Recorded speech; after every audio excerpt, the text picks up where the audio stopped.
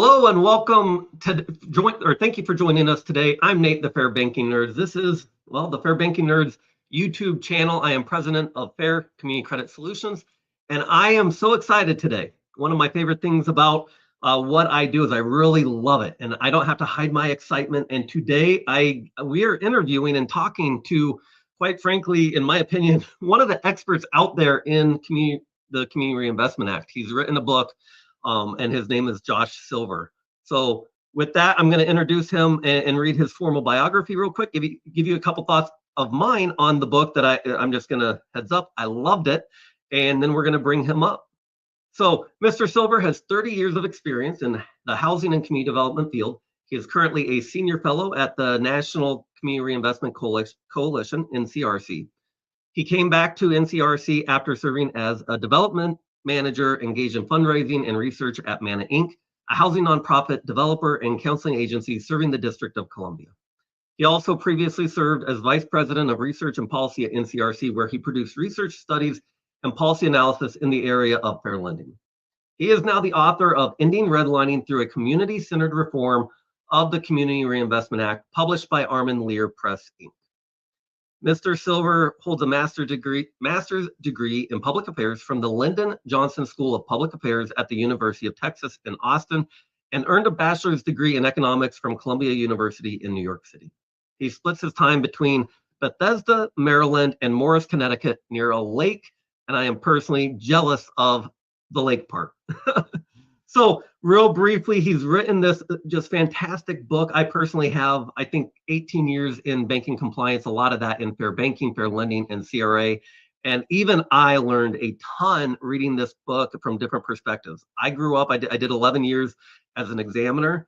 So my perspective is primarily from an examiner perspective and now kind of a consultant working with bank perspective. But he touches on a lot of things that I hadn't really even thought about. And so I'm going to just share a copy of the ebook that you can get on Barnes & Noble. There is a link in the video description if you're interested in the book.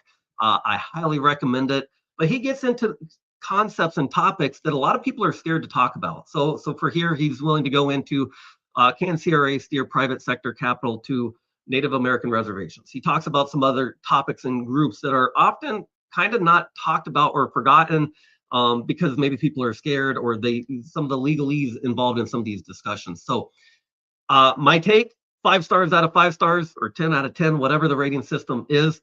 And I'm so excited to have him here today. So with that, I just want to double check. Josh, are you ready to come on up? Here we go. So I want to welcome Josh Silver, recent author. It's been out for, I think, over a year now. And in my opinion, one of the probably most knowledgeable people as far as the history and everything to do with CRA as it changed over time, the purpose and everything. So I'm going to just go ahead and let you introduce yourself for a couple minutes, and then we'll get into some questions about CRA redlining in your book. Thank you, Nate, and thank you so much for that generous introduction. I'm glad that the book resonated with somebody of your expertise as a FDIC examiner and now a fair lending consultant. And you know, I came to CRA. I started working at the National Community Reinvestment Coalition in 1995. So CRA was 18 years old at that time. And when I started working, we were a small organization. No one gave me a manual or book on CRA. So I sort of had to learn as I was going and invent things as I was going. And I kind of think of myself as the second generation. The first generation are the people who passed it. We'll talk about some of them, like Senator William Proxmire, and there was a Chicago advocate, Gail Sincata. And that was the first generation. The second generation were folks like me, advocates, but also people on the banking side and the regulators that were trying to grow CRA and trying to evolve it as the banking system was evolving. And now, you know, I'm at the tail end, towards the tail end of my career. I've been on this earth for a little more than 6 decades, and I wanted to leave something for the next generation and make it easier for them. So they don't go to work on the first day and they have nothing at their desk to kind of tell them what is the history of CRA, what did we get right, what did we get wrong, and where do we go from here. And I hope that this book makes that contribution. I think of myself as the second generation and now the third generation. I want to hand off CRA to them and hopefully make their job easier in evolving CRA and making it more effective in making loans, investments, and services to traditionally underserved communities, communities that are economically distressed, communities that had formerly faced discrimination. When they do well, when they build wealth, we as a nation do better. We all do better when each of us have more of a fair chance in life. And to me, that's what this is all about. And also empowering communities to have a say in how communities themselves are designed and what they want in their neighborhood, rather than things just being imposed upon them. So that's part of the title of the book, Ending Redlining Through a Community-Centered Reform of the Community Reinvestment Act. Kind of a mouthful, but community-centered to me is very important. That we want to empower communities and we want to help them thrive in the way they best see fit. So with that, let's continue the dialogue. Absolutely. And from an examiner perspective, I'll just add real quick, it's hard for the examiner to understand what the needs are in all the communities that they're going to. And I absolutely agree, getting that feedback from the communities and having them involved a little bit, at least maybe a lot more than they currently are. So I'm going to do a little bit of switching here because you're going to be primarily answering questions. So I just want to make sure we get, that'll work. I'll just be asking the questions so we can see you a little bit better. Okay. With that, thank you very much for the introduction. And so we'll talk about CRA first, redlining the book, and then kind of what your book is about, the reform, and where do we go from here? Because as many people know, the modernization has kind of fallen apart. There was a lot of good things in it. Some people didn't like some things. We won't get into all of that. But so we're going to start out with CRA. So especially for somebody just getting into this, I think remembering back when I was new to it, it's a lot of overwhelming things. And is it just a burden to banks, or what is the good being done? So can you talk about the importance of CRA and a couple of big impact items that you've seen as a result of CRA? Sure. And by the way, I'm glad you mentioned needs on Native American reservations. You might see on the top of my shelf back there, those are dolls, Hopi dolls. we a few decades ago, my dad took me to Arizona, and we saw the Grand Canyon, and we saw the Hopi Indian Reservation. And then I'm also a big baseball fan, so you might see some baseball bobbleheads there. So anyway, what are the accomplishments of CRA? Well, literally, there's been more than $1 trillion in lending, investment, and services in low and moderate income communities as a result of CRA. We'll talk about community benefits agreements in a second. But to me, and sophisticated studies have shown, econometric studies have shown that CRA has been successful in increasing lending, investing, and services in low and moderate income communities, home lending, small business lending, community development financing. So to me, that's what it's all about. Communities that were redlined and discriminated against and experiencing economic distress, in large part because they were discriminated against. And CRA says now banks are required to serve all communities consistent with safety and soundness. And the track record has proven that CRA has been a benefit for communities and also a benefit for banks, a big benefit for banks, because they have found more safe and sound and profitable lending opportunities for communities that they may have overlooked previously. Wonderful. And in reading your book and also kind of the discussions beforehand between us, one thing that I think we're both on the same page on is the importance now. The modernization isn't going through, and who knows what the future holds, but talk about the importance of the different CRA stakeholders, the bankers, the community groups, including the examiners, and the challenges of bringing them all together for the common purpose of CRA and the importance of doing that. Well, I hope some folks are inspired to get the book after watching this. And you can just find the book by typing into Google Josh Silver Ending Redlining. It also has a website, endredline.com. If you type in just Josh Silver, you're going to get a metal rock and roller. So type in Josh Silver ending redlining.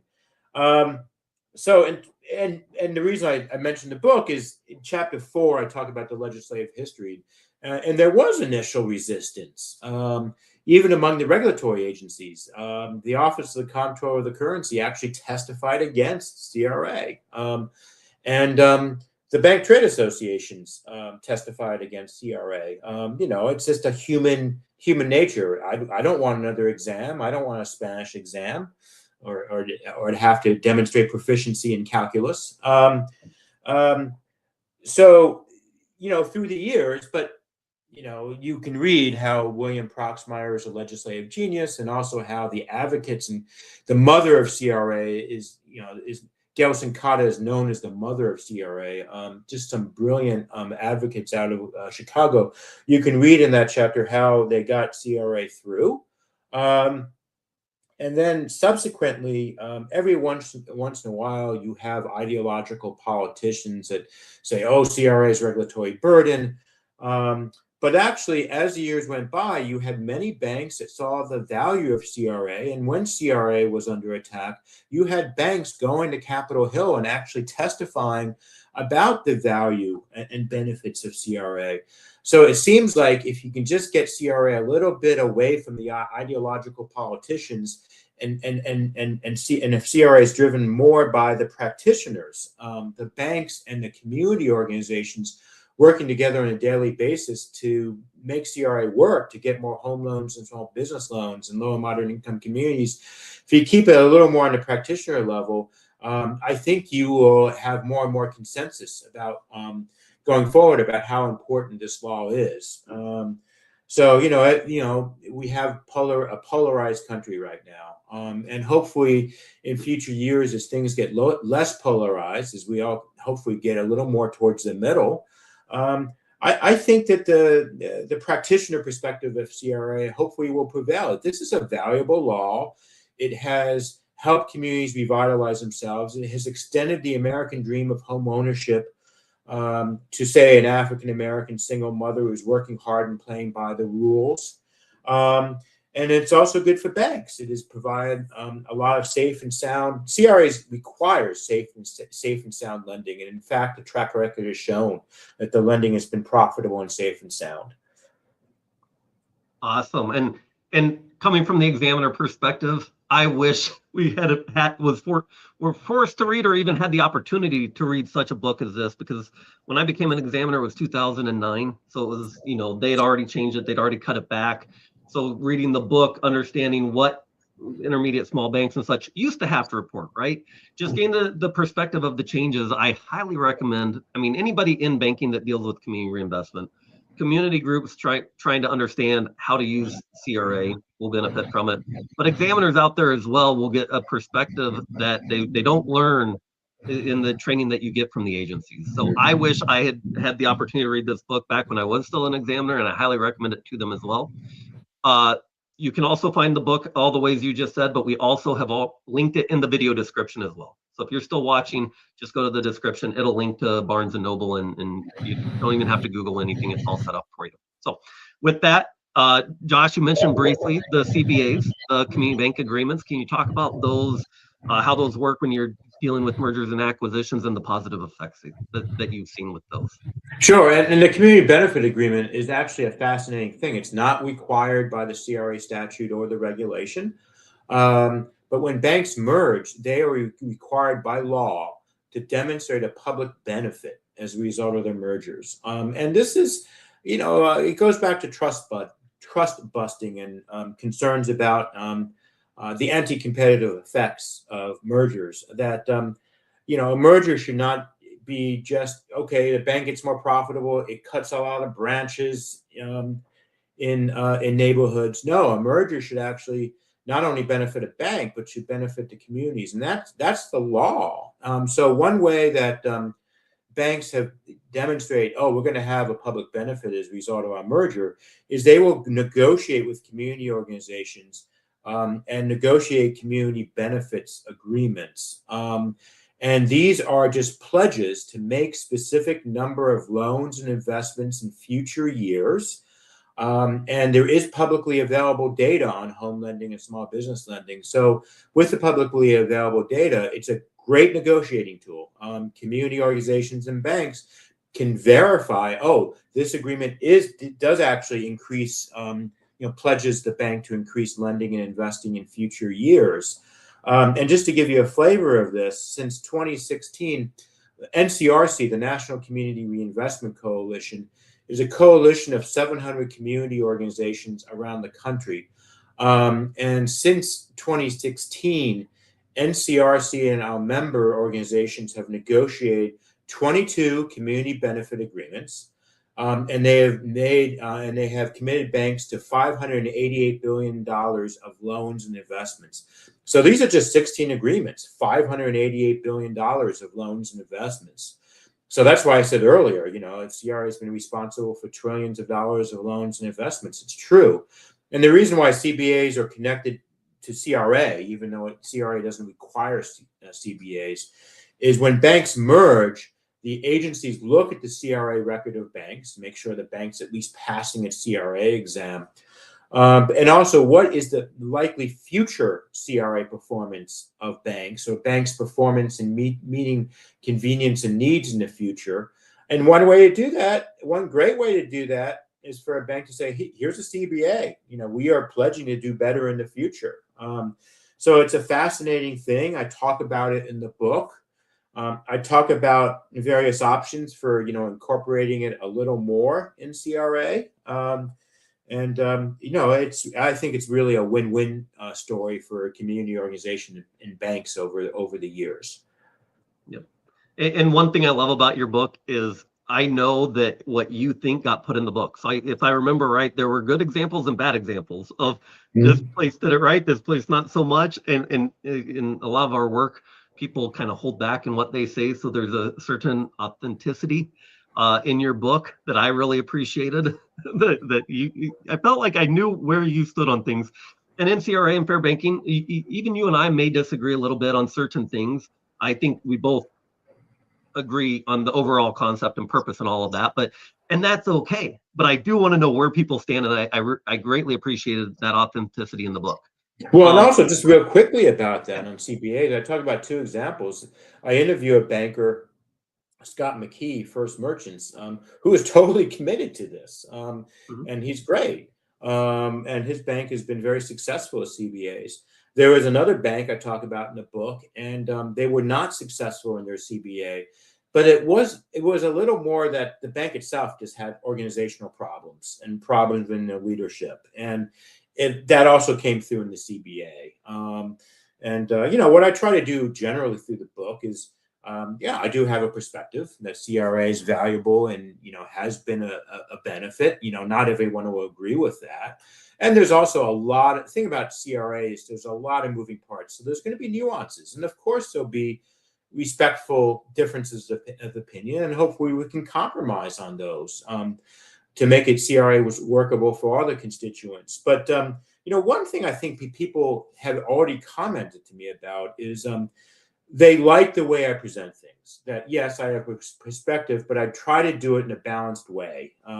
That I do acknowledge the other side to the debate, and I do acknowledge it, the valid points on the other side, and trying to figure out how we can come to an equitable compromise. Yep, absolutely. So last question on CRA specifically. As we've watched modernization, and you followed the entire history of CRA, well, for the most part, I guess, 18 years in. But going forward, if you had a wish list of top 2 or 3 items in CRA that you really want to see, and I know I've heard you talk about different levels of ratings, anything within what it was in modernization, pick 2 or 3 that you're like, I really want to see these in the future. Well, and also let me just give a little backstory, because I think a lot of people watching this video might be CRA practitioners or experts, so they know what we're talking about, but there might be some lay people watching this and they just don't know that a CRA is actually, it's an exam. Think about like a Spanish or math exam, and the exam grades banks on their retail lending, home and small business lending, investments. One of the major investments in housing, right now is the loan for decades, actually, the low-income housing tax credit. It's actually an investment. And there's also investment vehicles for small business financing. And then services, branches, deposit products.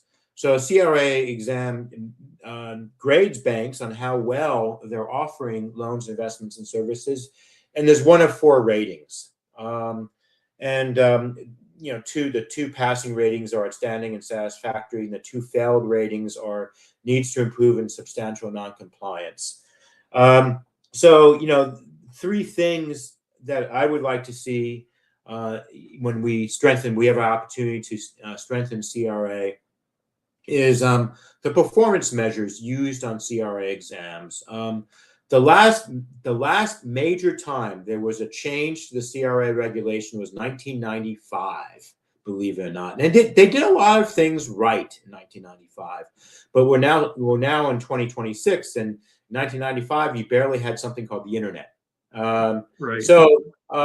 But what they did do right in 1995, at least to some extent, were the performance measures used on CRA exams. And what I mean is percent of loans going to low and moderate income people. How do you know that the bank's percentage of loans going to low and moderate income people is good?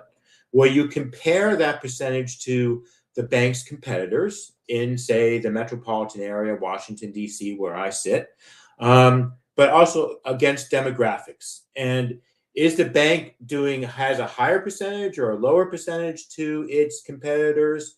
If it has, say, a higher percentage, how much higher does it need to get that outstanding rating, for example? And, compared also to demographic benchmarks, what percentage of people are low and moderate income? And there was some good work done in the 2023 reform during the Biden years. And sadly, that reform is going to go away. But I won't go into all the details, but there was an attempt to sharpen those comparisons and to make them more consistent across exams. What I just talked about, percentage of loans to the banks, percentage of loan by the bank compared to its competitors and demographics. So performance measures is one thing. We need also better data. There is robust data on home lending. It's called the Home Mortgage Disclosure Act, and that law was passed in 1975. And the data has improved significantly over the decades. But we need better lending on small business lending. How many loans are offered to the smallest businesses with revenues below $1 million? That's a whole nother story. There was the Dodd-Frank Act in 2010 required improvements in the small business data, but that data has been slow walked from 2010 to 2026 and is now going to be rolled back. But that's an area that's incomplete, because if you don't have high quality data, the ability of a CRA exam to measure whether a bank is doing well is impaired. It's not as good as it could have been. So we need better small business data. We also need better data on community development lending and investments.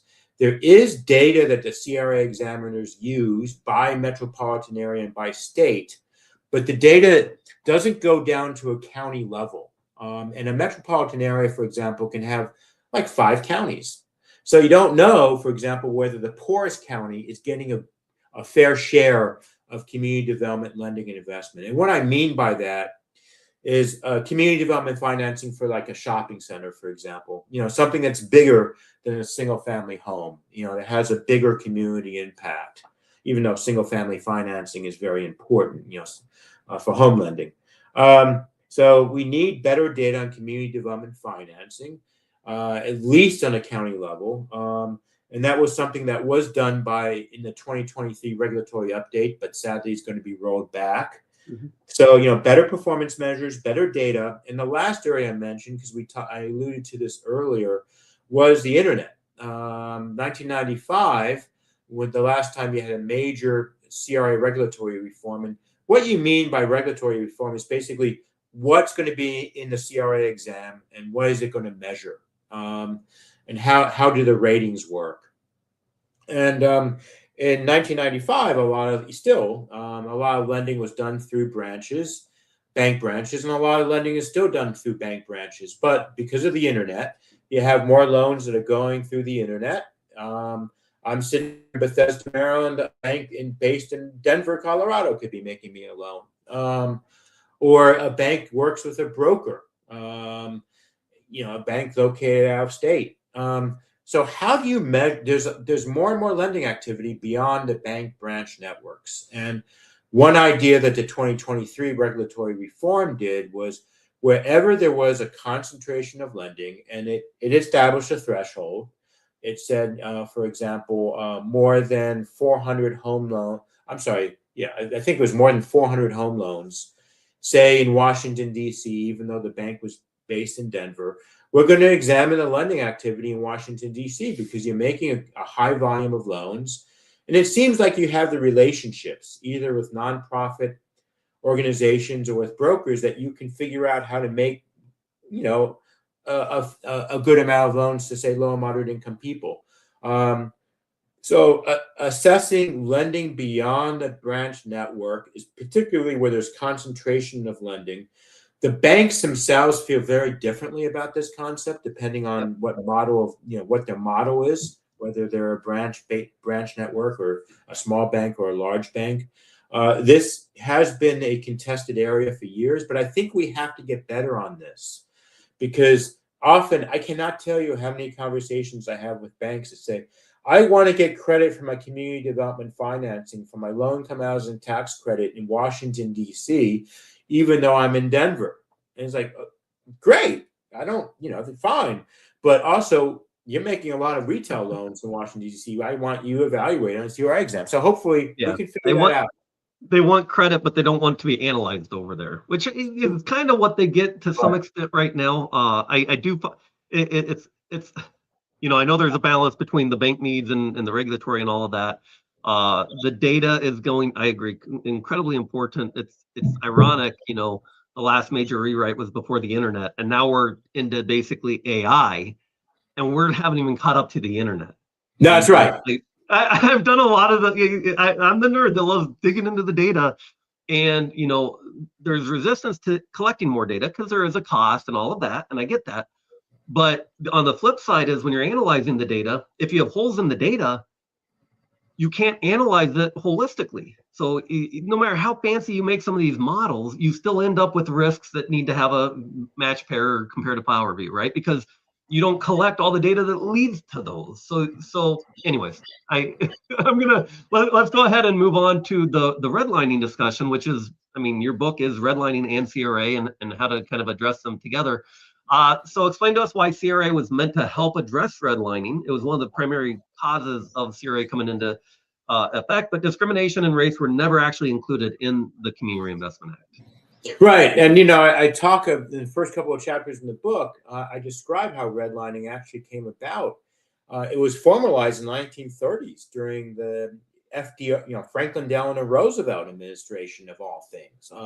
There was a federal agency that asked practitioners, real estate agents, appraisers, and banks to go across, more than 200 cities and develop maps that would categorize neighborhoods by risk. And the neighborhoods that were categorized as the riskiest were color-coded red. And that's where you get the term redlining. And there were some objective criteria, like the condition of the housing stock.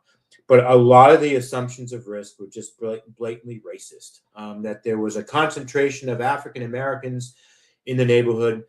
They would actually use the term Negro. And you can actually see these written narratives. University of, look up redlining maps, University of Richmond, and you can actually see these redlining maps from the 1930s that was sanctioned by the federal government. It wasn't only African Americans. I'm Jewish, and there was, Jewish immigration in the late 19th century and early 20th century. So neighborhoods that had high number of Jews and Eastern European immigrants were also categorized as the riskiest. And then Yellow colored neighborhoods were medium risk, and then green colored neighborhoods were just go crazy, make as many loans as you want, the least risky. And those were predominantly, white neighborhoods. So over the years, over the decades, these maps got baked in to lending. Redlining, avoiding communities of color went on for decades. And then what happened over the decades, it wasn't only an absence of conventional responsible lending, the predatory lenders and the predatory real estate agents noticed, they're smart, and they noticed that communities of color were not getting a whole lot of loans. So these communities were desperate for loans, and they got exploited by the high cost and abusive. They were just so thankful that anybody would lend to them. And they didn't really know, because there was an absence of conventional lenders, what was responsible lending. So they got exploited. There was a lot of exploitative FHA lending in the 60s and early 70s. And then we know the run up to the financial crisis was to risky, abusive subprime lending. Because these communities were still starved for credit. And so you get a sense that redlining, and I show in the book how redlining has victimized communities 80 years later, that neighborhoods that were graded the riskiest in the 1930s still had the least amount of lending activity and had lower life expectancy, because you think of like lead paint poisoning and other bad conditions in the neighborhood. So worse health outcomes, higher incidence of poverty, and it was incredible. And again, a lot of these neighborhoods were communities of color. But you were asking me, Nate, how come CRA never explicitly addressed race? Well, in 1977, William Proxmire realized that if he tried to make CRA examining race explicitly, it probably wouldn't pass Congress, because even in the 1970s, there was a backlash against affirmative action.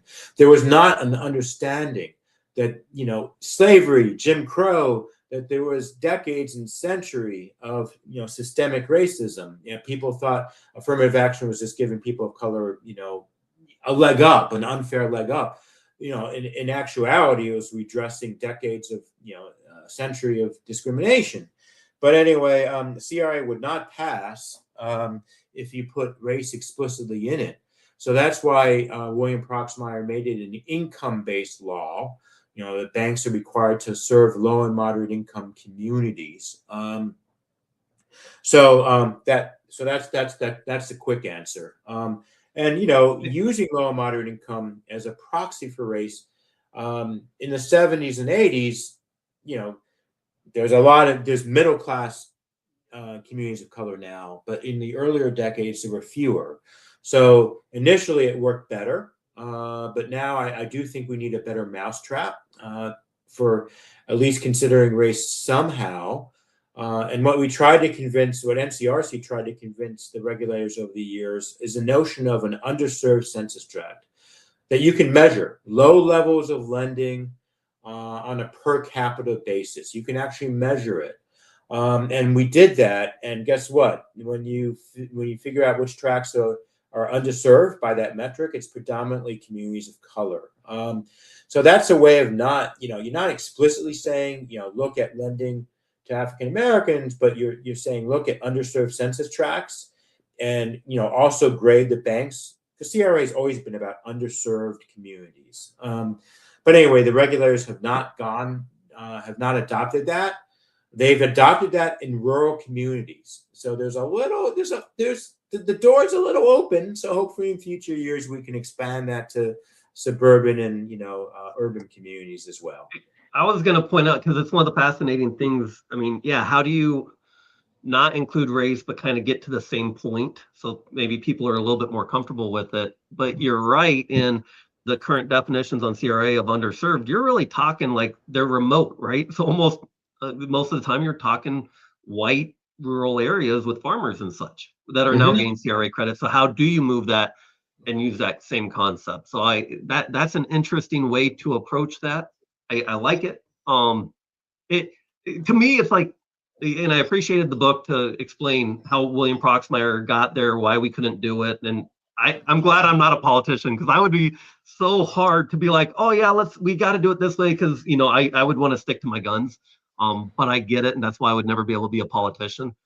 Anyways, tell us, we've come some ways, over the beginning of American history to the Civil Rights Act, and when all of these rules were put in place in the 70s to today, even though we have work to do. So can you talk about some of the progress that you've seen in your career in addressing redlining? Do you feel like it's at least gotten better? How much further do we have? That type of thing. Well, I think it has gotten better, but I think we still need to make a lot of progress. And you don't have to take my word as an advocate. You can look at studies done by Federal Reserve economists that use sophisticated statistics, econometrics, that have concluded, for example, in the area of home lending, that if a census tract or a neighborhood is CRA eligible, low and moderate income, if you take away that designation, the lending declines by 10 or 20%. You could say, oh, it's just 10 or 20%, but actually on a neighborhood level, that can make a difference between an economically viable neighborhood and an economically distressed neighborhood. So I think that's a big deal. And there has been a similar impact documented for small business lending and also branch retention as well.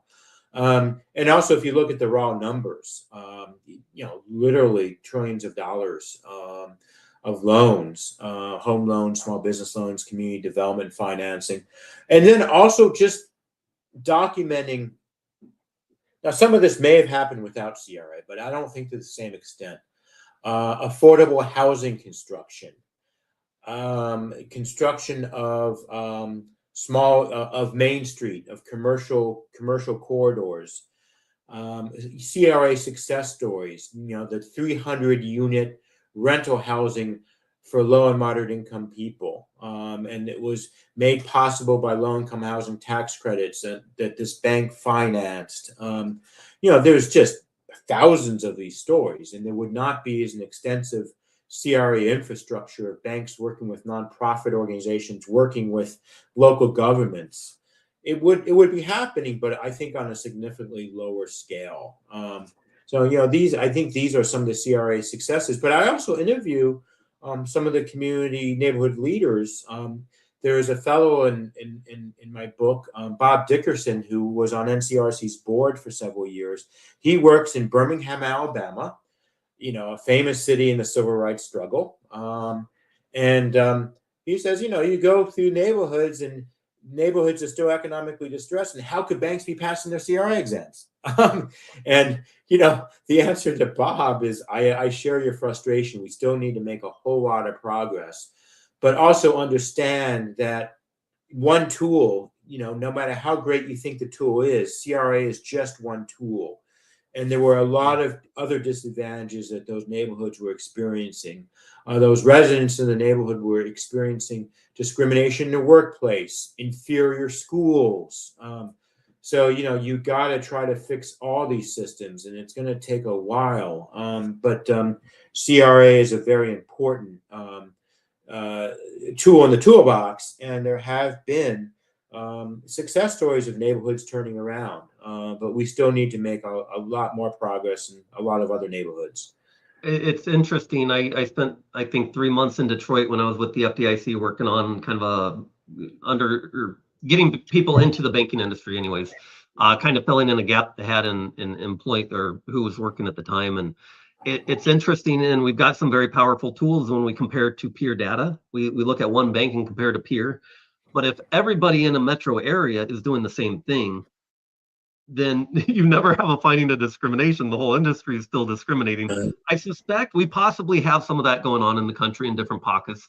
As effective and good of a tool as peer data is to kind of gauge the demand and whatnot. But I grew up in California, and one thing that I really perspective that I got from your book that I want to ask a little bit more about is gentrification. So CRA says go into these low and moderate income areas. I grew up in California, so I always think in my head when I was in like junior high and high school, Oakland was kind of a rundown area. You always heard about, they were always on the news for whatever.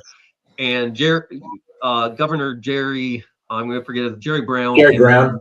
Yeah, Jerry Brown came in and everything, the economy turned around, but you always heard that, well, the traditional residents kind of got weaned out, got too expensive and everything. And so that's kind of my mind frame when I think about this concept of gentrification. And I know it was getting worked into the CRA modernization. I didn't completely appreciate till I read your book exactly why it needed to be there. So can you talk about that a little bit? How changes in the demographics and gentrification and implications and how we need to consider that with CRA reform? Sure, and actually in my book I talk about Washington D.C. a little bit, and Washington D.C. has a lot of low and moderate income neighborhoods and communities of color that have gentrified. There's one neighborhood called Shaw, and back in the day, in the early 20th century, it was where the jazz greats we used to hang out, Duke Ellington, and then it got ravaged by drugs in the 80s and 90s, and now there's gentrification, and gentrification, has occurred in a lot of other DC neighborhoods, and even east of the river in neighborhoods. Anacostia is still predominantly African American and poor neighborhoods, but gentrification might even go there. I think the challenge is not to stop it, because I think a healthy mix of races and income levels is a good thing for a neighborhood. And I'm a believer in integration and people living together and understanding each other better that way. But when a neighborhood is starting to boom, there is an opportunity to use CRA, because examiners are supposed to look at how innovative and responsive bank lending and investing is to neighborhood needs. So when you have a neighborhood that's gentrifying, there is a risk of displacement of low and moderate income people. So is a bank financing, high levels of affordable housing in gentrifying neighborhoods, for example? Businesses often rent, their space. Are there programs to give? Is a bank making loans, maybe, below market interest rate loans where they can still make a profit, but some patient capital and some innovative lending for small businesses to keep them there as well. So that has been a topic of concern for NCRC members, particularly on the coast, on the West Coast. And CRA exams still don't do a great job on this. There have been instances of a CRA exam saying, oh, just ignoring the fact that the bank is financing a slumlord that has evicted low and moderate income people, and then, then all of a sudden the apartment building goes luxury condo. So that's why you just can't look at the numbers. Oh, it's financing in a low and moderate income tract, you get points. Well, you should not get points for that type of predatory activity that actually harms low and moderate income people. So, an examiner needs to get more discerning, can not only look at the numbers, but also needs to get stories from neighborhood residents and actually get behind what is going on with the financing.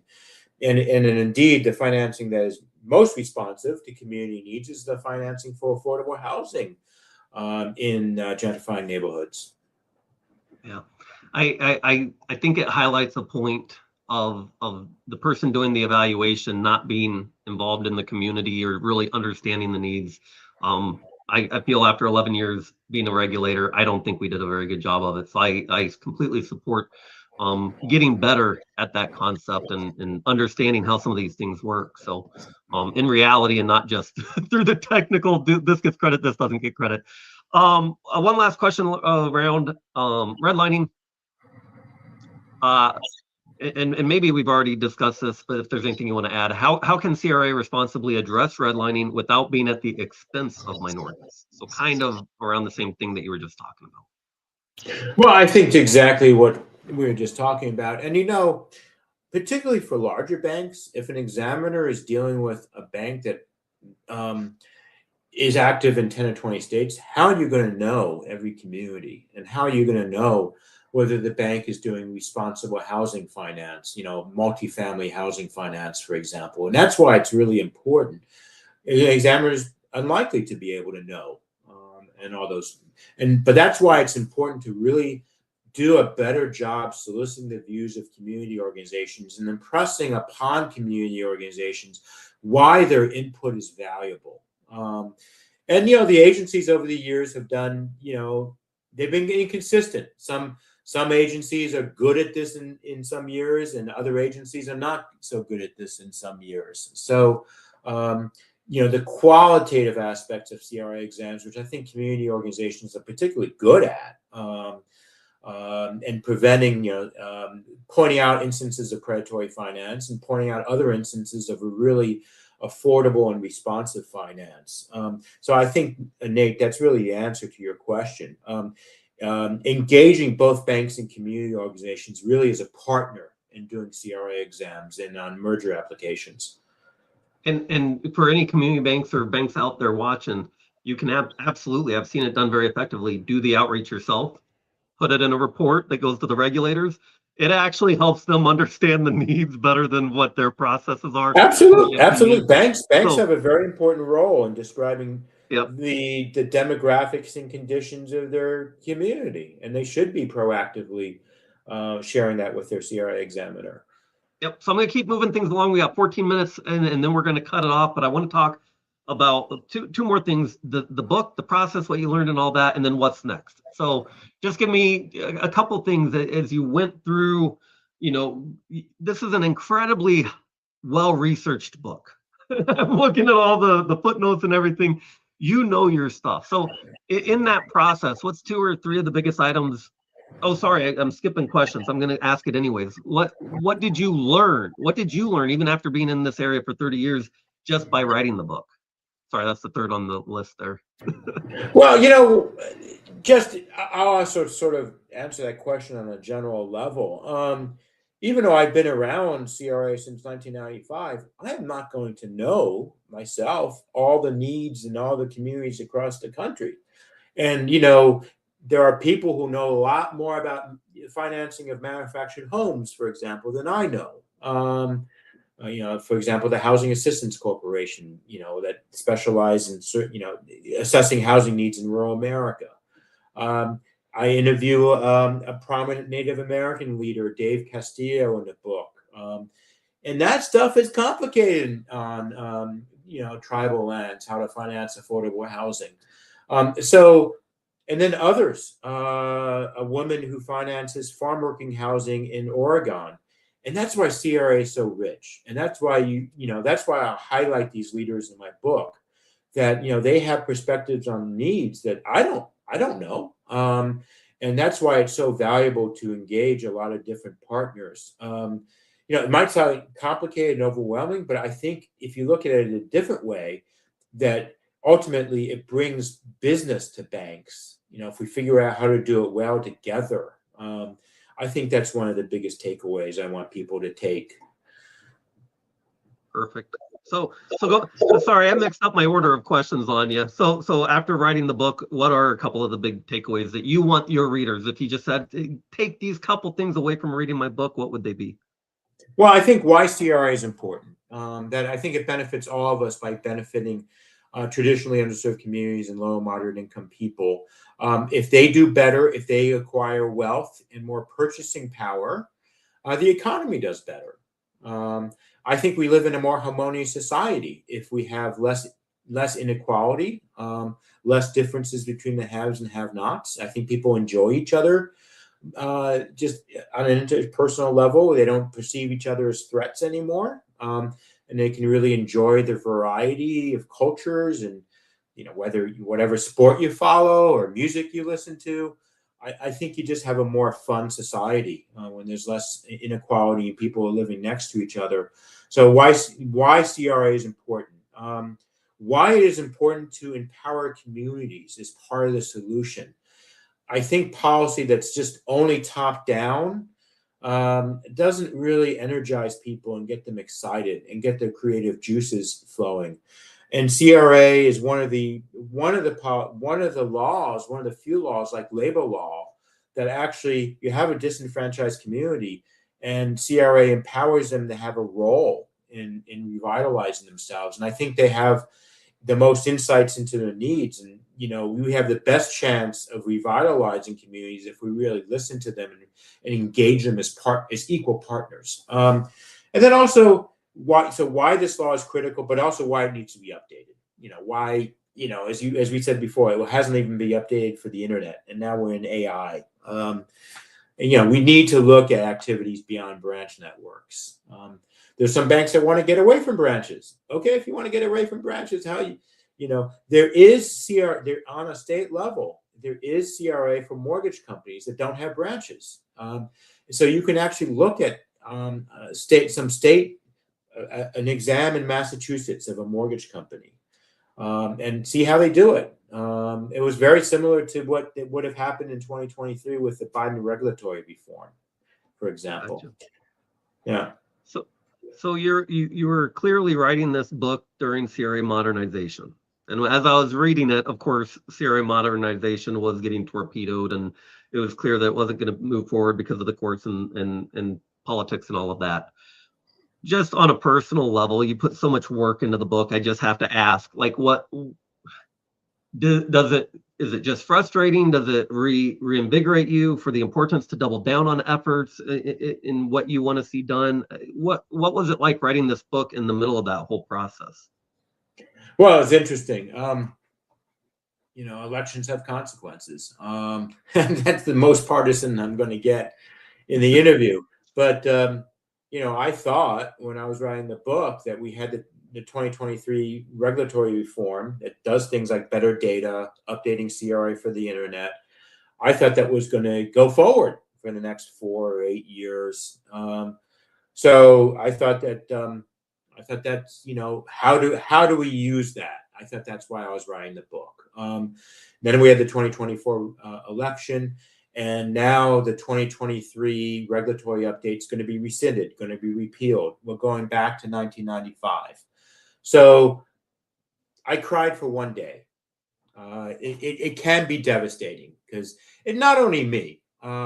There are a lot of good, well-intentioned people in the regulatory agencies that spent years themselves working on this. There's a lot of good people in the banking industry who have put a lot of thought into this. I felt sorry for all of us. But then, I want to make the world a better place. So you get upset for one day, and then on day 2, you figure out, how do you go from here? And I think the one way you go from here is, hopefully the book is helpful, because it's a history of everything that we've tried, things that we've done right, things that we've done wrong.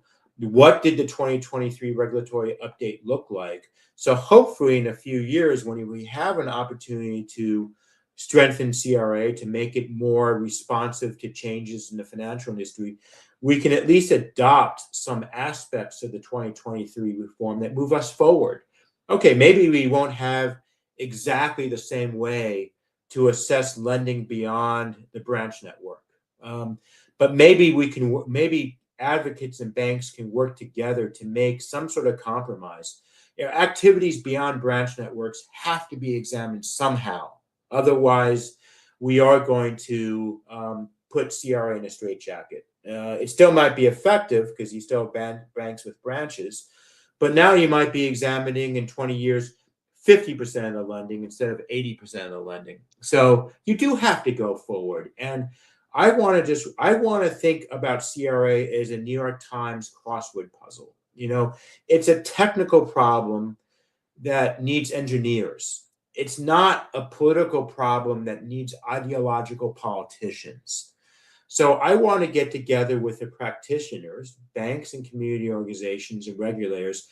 Let's get in the proverbial room and try to figure out something that works for all of us. Even if it won't, it probably won't look like the 2023 regulatory reform. But I think we need to go beyond 1995. And if all of us realize that CRA is vital and important, I think we can get beyond 1995. And I hope that's one thing that my book does, that you don't have to be a woke radical, that, you can be somewhere in the middle and, and figure out how to work together. and and moving CRA forward, because it's so important. Make I capitalism. love that perspective. Cry per day, and then buckle up and get going again. Right? Like that. Yeah, That's make capitalism work in all communities. Right? That's what you're yeah. really trying to do. So lastly, part of, and one thing I know we completely agree on is, moving forward, having these conversations. It's one of the reasons we're doing this. Not only to let people know that the book is out there, but saying, hey, how do we bring all of these different stakeholders to move this thing forward whenever that is in the future? And I think you nailed it. The community groups, the banks, the regulators who have to enforce it, get them all on the same page and an understanding outside of the political ideology and what is best for CRA. And there'll be some differences, but the conversation is incredibly important. So, Incredibly important. yeah. So for say the next 5 years or whatever the time horizon is that you want to talk about, what is your vision for CRA now that the 2023 rules are not going forward? Where do you hope in the next 5, maybe 10 years that we get out of the pre-internet CRA framework, Right. and how do you foresee that? Well, I think for the next 2 or 3 years, I think a lot more conversations among the stakeholders, because I don't want the yo-yo doesn't work for anybody. Okay, so you have the 2023 Biden regulatory update, and then there's an election, and it goes back to 1995, and then there's another election in 2028. Is it going to go back to 2023? And then there's another one in 2032. Is it going to go back to 1995? That the yo-yo doesn't help anybody, because banks themselves need certainty for planning, right? So what I want for the next 2 or 3 years is conversations that lead us more to a consensus.